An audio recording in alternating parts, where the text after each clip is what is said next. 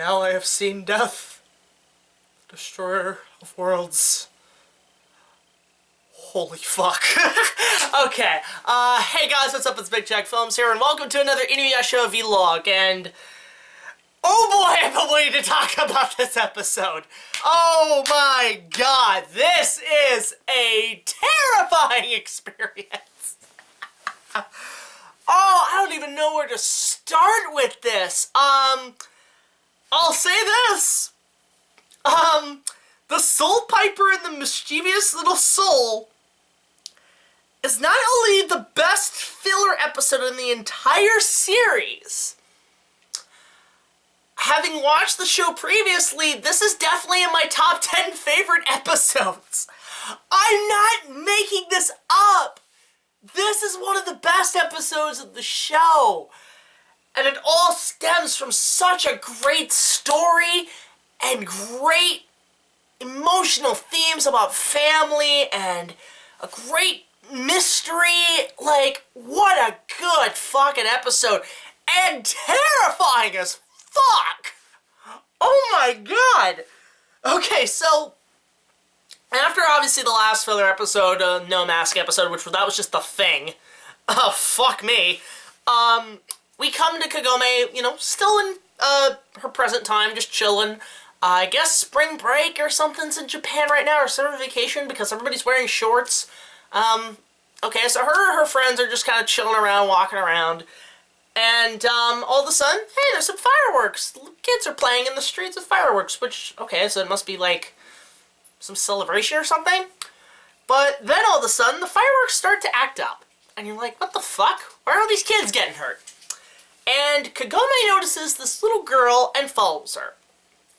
And this little girl turns out to be a ghost. Ooh. But what's interesting is that she has burn marks on her jacket, and she's like wearing something where it's clearly supposed to be fall, I guess, but it's summer. And it turns out Kagome is the only person who can see her. So yes, she is a ghost. And her name is Mayu, voiced by the girl who voiced Princess Lacus in Gundam Seed. Now, this was the first thing I ever saw of this voice actress. I can't remember what her name was. But her voice will get a little degrading on your ears. It'll start making you want to puncture your eardrums. It is a little mildly annoying. But to her credit, it's good acting here. It's not just an annoying character. There is a purpose to this character, and it's a really strong part.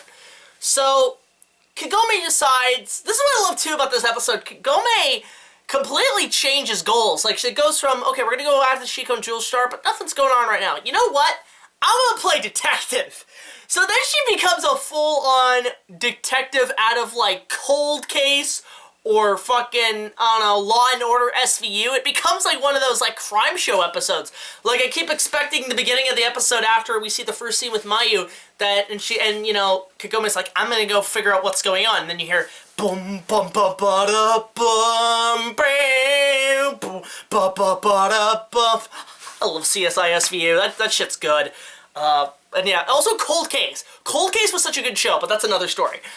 So Kagome goes full-on detective mode. She becomes essentially an investigator of, I guess, something happened with this girl. So she did some research, and her brother, Sota, is friends with this kid, I can't remember what it is, Satoru, who is in the hospital and has been in a coma for about maybe a year. And so Kagome goes to visit Satoru in the hospital because Sota wants to see her, or see him, and the mom's there, and she's got her hands burnt, and, you know, she seems really depressed. I'm like, okay, so something's kind of starting to pick up here. And then all of a sudden, Satoru starts having weird accidents where his, like, little gel bag of, like, his little life bag thing that they keep in the hospitals starts becoming loose, or somebody keeps pulling the plugs, but it's nobody in particular. It's apparently, this little girl, Mayu. And Mayu is always followed by this yellow bubble ghost Mario thing. And it plays a flute. And we come back to the feudal era and we see this creature. While the Tetsaiga is being reforged, like the sheath is being reforged with honeybees, like honeycomb. I'm like, okay, that's actually kind of cool. I like that. making a sheath out of honeycomb. That's awesome. So, the Soul Piper is the creature's name. And it's basically a soul that plays a flute to enchant dead children to go to heaven.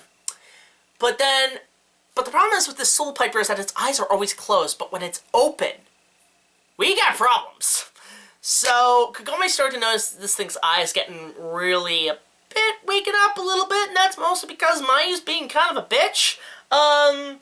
It turns out if this thing's eyes open, it will send the child's soul straight to hell. I'm not making this up. Like you go directly to hell. No, children go to hell in this show. I fucking love how dark it is. So, after doing some investigating, we find out Mayu was the victim of an apartment fire. Already grim enough, already sympathetic enough. That's sad as shit. You know, even like the firefighters, when you see the flashback of them investigating, they said, "We got a body here, poor thing, it must be just a kid." Like, God, that hurts. That really hurts. And I don't want to go into too much spoilers because it's such a good episode, I don't want to spoil it. But obviously Kagome has to figure out how to get Mayu out of this situation, how to make her stop, and how to find peace with her family. This episode's pretty emotional, too. Like, I'm not gonna lie. Not only is it a real terrifying episode, because not only do you see the Soul Piper with its eyes bulging open, you're like, holy fucking shit, back away. No, no, no, go back to hell. We see hell for the first time in this series. Yeah, it was kind of established there was an underworld, but it's literally hell. And it's more for the land of the dead. It's not just, like, any people.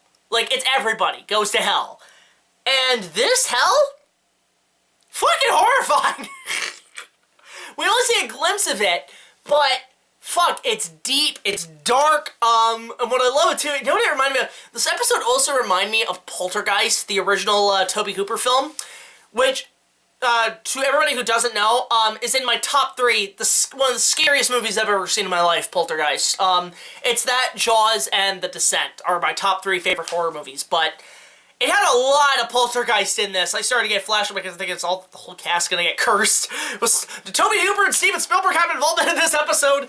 But, it had a lot of that in it. It had a lot of the, Poltergeist in it, which I think is why I also enjoyed it, because the paranormal, the ghosts and everything, this is the kind of stuff I like with paranormal stuff. I hate Paranormal Activity, that's just fucking terrible. But when you see how the spirit world works and these ghost apparitions and the sympathy, like, I can only name a few ghost stories I like. You know, Poltergeist being one of them, and the other being Ghost with Patrick Stewart. Or no, not Patrick Stewart, Patrick Swayze, my mistake. And, Demi Moore. Like, that's a good movie. 30 years old too, fuck me. But anyway, so InuYasha. So the Soul Piper is a really interesting design. It's, again, really terrifying. It's like if Pac-Man was spawned by Satan. If the pixels wasn't enough. But it's a great design. When it opens its eyes, it's terrifying. But yeah, hell looks great, and honestly, again, without giving too much away, the ending, and when you find out what happened fully with the story of this girl, Mayu, you feel really bad for the whole situation. Not just her, the entire family. And it's also, one of the reasons I also consider it so high as one of the top 10, it is one of the most emotional episodes of the show. Because so far you've already gotten attached to these characters, you go on the adventure, but this is the first time the show started to show real emotional weight, especially for a filler episode. That's saying something. And I've talked to so many people about this episode. I tell them this is one of the first ones I saw, and they said, that scared the shit out of me. And I'm like, yeah, well, you were kids, obviously. Again, kids fucking watch this PG-13 show. But, like, you have that, and I remember I've talked to close friends about it, and they say, oh, it's one of my favorite episodes. I'm like, yeah, because the emotions and the mystery are so well written in this one. You have to rank it pretty high, especially given it's a filler episode.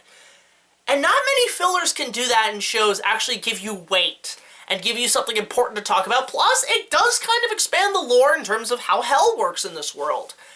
So, overall, fuck me, this is such a good one. This is one of my favorites of the entire show. I thoroughly enjoyed this episode. I'd give this one a high ranking. This is about a 9. This is about a 9.5.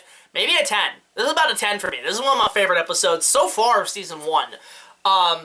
Looking at it again, but there's plenty of episodes to come in later. But I really enjoyed this one, and I would recommend for anybody, even if you're not an InuYasha fan, if you don't follow the story, you can at least enjoy it for its mystery plot and its paranormal stuff in it, and it has some real emotional weight to it. So I thoroughly enjoyed this. I love this episode. Definitely check it out. But of course, want to hear from you guys. What you guys think of this episode, especially compared to No Mask. Let me know in the comments section below. And join us next time when we take a look at an episode where we see one of our heroes' biggest weaknesses. And it involves the moon. And I ain't talking about a werewolf. Not in this case. So until the next video, guys, like, comment, subscribe. I will see you guys later. This is BigJackFilms signing off, saying, if you're a child and you die and this is really dark, don't send yourself to hell. It is a horrible place. Okay, fine, I'll put the fucking face in there.